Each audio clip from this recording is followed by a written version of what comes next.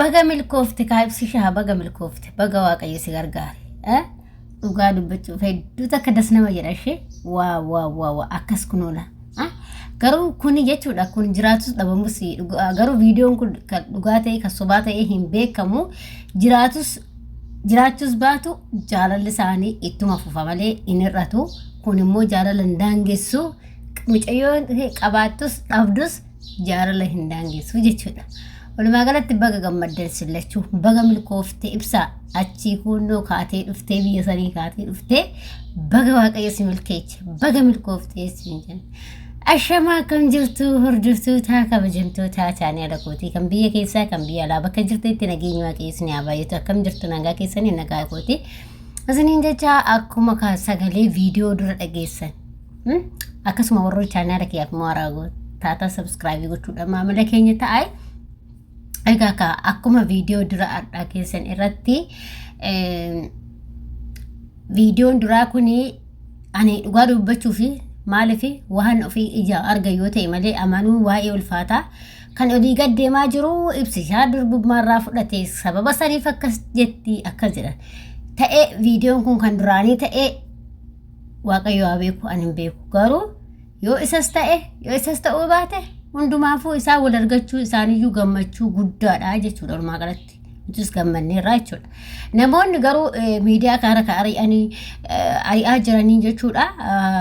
ibsaa durbummaa fudhatee saniif akkasitti saniif akkas taati qoy gizee sanii wal fudhanii waan masaatu naa galuu dide bara yeroo sanii isaa wal waraabanii ibadee namni keenya kun ay ummata keenya kana dhugaa gizee tokko riseetiin kolfaa rabbi ummata Oromoo gatti baay'een kolfaa bara. Ajaa'iba bara ummatni Oromoo kun sila jaluma ta'echanii waraabdamoo viidiyoon kun maali ani garuun viidiyoon kun kan duraanii ta'uu waaqayyo dhiifama lillaa godha ani hin beeku cubbuu dubbachuun abbaatti garagara waan ta'eef jechuudha kun ani hin beeku kan ammaa ta'e kan duraanii ta'e viidiyoo kan hin beeku garuu kan duraanii natti fakkaata viidiyichi kun yoo ilaalu jedhu jechuudha nama maaltu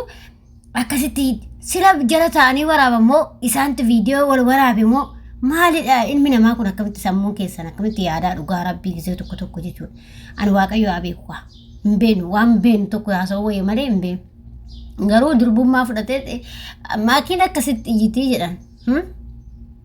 isin jalate warra akkasitti isin jalate jedhii dhagitammoo bira dhaxxanii argitammoo isitti kaameraa waraabimoo ofumaa waraabanii aganootti ol gallakkisammoo ajaa'iba qabaa bara uummanni keenya kun dhugaa rabbii. Anna boleewwan keenya baasne makiin deebsishaa baga milkoofta waa hundumaayuu baga milkoofta argattus dhabdusatti jaalala goota jaalalaatati dhiira jaalala beektu jechuudha dhugaa rabbi dubbachuu dhiira jaalala beektu jiraachuu baatus inni waan jaalala daangessu hin qabu isaan malee isin jaaladhu hin jenne inni jechuudha inni soo maqaa sagalee sitti baasanii micayyoo kaatti baasanii takka namaaf takkaaf gurran keenya jennee mucaan kun jechuudha tokkotti gurra kenna garuu inni kan jaalate micayyoo bichaa jaalate baqa jaalala micayyooti malee jiraate san jiraate durbummaan jiraate jiraachuu baate namni isaanii miti kan jaalala ibsamu jechuudha kanaaf waaqayyo haa beeku kan viidiyoon kun kan duraanii ta'ee kan ammaa ta'ee rabbi haa beeku hin beenu waan tokko wasoo hubatiin haasa'uu nama dhibaa garuu akka miidiyaa irratti dhagayetti akka zeerii taasa'u ani garuu dhugaa natti fakkaatu sila namni kun jala taa'ee waraabamoo ani gaafii natti ta'e bare jala taa'anii waraabamoo ofii isaanii waraabamoo ajaa'ibaa bara jarri sa'aatii rafan eegdammoo algaa isaanii jala ciistanii waraabdammoo kun algaan cabeedha kun yaa rabbi hay uummata Oromoo kana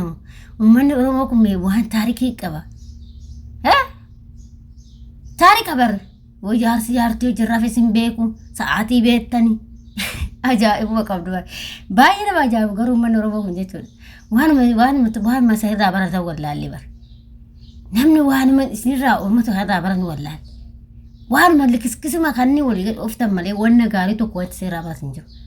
namni kun akkasitti wanni namni gaarii yaadu namni gaariin jechuudha namni sammuu qabu namni biyya guddate keessatti sammuu gahaa qabu akka mucaa kanaati jechuudha maaliif inni waa hundumaa hin beeka sirriitti jechuudha nama barate nama biyya guddate keessa jiraatu akkaataa hunda beeka faashinii hunda beeka garuu keenya hoo Ifadee namni keenya jechuudha ijoolleen keenya jechuudha. Hoolatu meera ta'anii hooluuf gara irra ta'anii bakka akkamatu suuraa isaanii walitti qabbaranii waan hungoon hin jira jechuudha. Ani garuu sagaleen kun kan duraanii natti fakkaata waan hin beeku. Kan duraanii wayii natti fakkaata sagaleen kun jechuudha. Kan duraanii wayii waan akka waan lola wayii akkasii waan akkasii kan natti fakkaata. Walitti qabbaranii akkas godhan jechuudha. Ajaa'iba bar dhugaa waaqaa jechuudha. Annaa akkas isin jedha boloota koo lamaan nyaaf isin ati ibsaa fi maakin jiraatu dhabamus isin baga wal agartanii baga ilaata jira antan ku surree ol baa warra surree ol baa sunni sarqam Ahmad mo intu kan mucaan Jarman jiru tokkollee akkasuma immoo ibsaa bajaajaalee baasaa ma surree ol sinaa baasuun jedhani bultii namaa keetti seenanii baxabbaxan isaanaa baxabbaxu ijoollettiin tun jechuudha. Gaafa makiin ibsishaan makii fuudhan surree ol baafadha sun surree ol baafadha baafadhaa kadhaa faajaa baafadhaa miidiyaa irratti agarsiisa. Maalumaaf tokko uummanni kun uummata